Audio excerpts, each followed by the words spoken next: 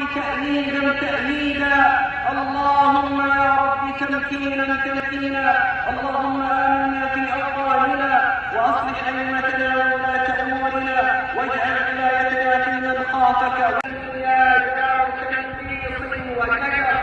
لا يسر بها الإنسان يوما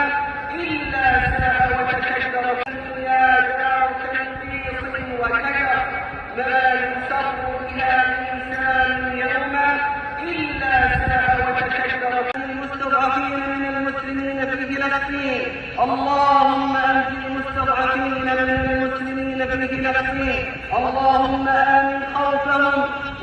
إبراهيم وعلى آل إبراهيم في العالمين إنك حميد مجيد اللهم بارك على محمد وعلى آل محمد كما باركت على إبراهيم وعلى آل إبراهيم في العالمين إنك حميد مجيد وقوم من قبلك فلا يبقى لك قال الله تبارك وتعالى وما جعلنا لبشر من قبلك الخلد أفإن مت فهم الخالدون يعني لم يخلد أحد